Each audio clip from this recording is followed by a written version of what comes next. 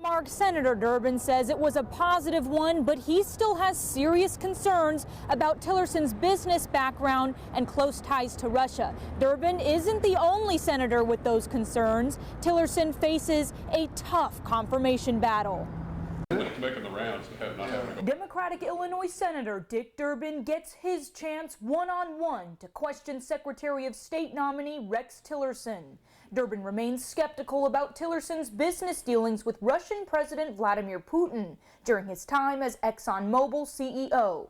I'm concerned because he is close to Vladimir Putin based on a personal/business relationship that goes back decades. Senator Durbin has not yet said whether or not he will vote for Mr. Tillerson. Mark, there is definitely a lot of concern and talk about these protests. I've spoken with multiple people, just average residents of Washington, a few politicians here on Capitol Hill who are talking about these protests. The National Park Service has issued a record number of permits for demonstrations. Mark, you are absolutely right. It's a zoo in D.C. right now. Traffic near the Capitol is at a near standstill, and hundreds of thousands of people are out and about. Some of the Southern Illinoisans I spoke to earlier today, this is their first time in the Capitol, and they are eager to take it all in.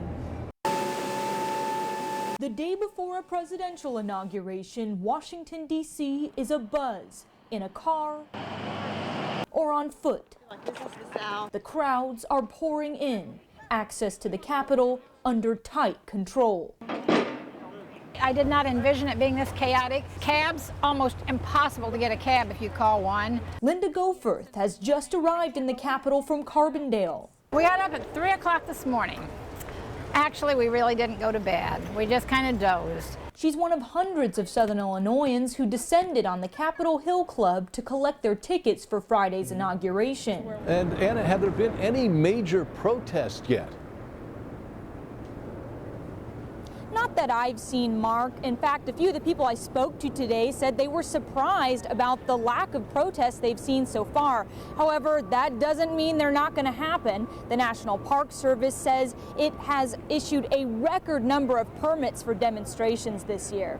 For now, live in Washington, D.C., Anna Giles, News 3.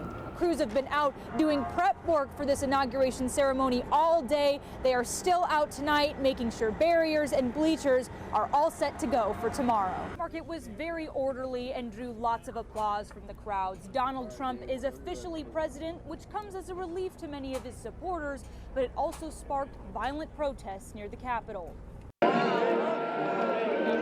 People of all ages sporting red hats in honor of America's new president filled the National Mall Friday. They braved cold temperatures and a light drizzle to ensure front row seats to history. This is crazy. This is crazy. It was very powerful and just so honored just to have a chance to get here. Trump describes his oath of office as an oath of allegiance to Americans. Many are ready to see what comes of that. Live in Washington, D.C., Anna Giles, News 3.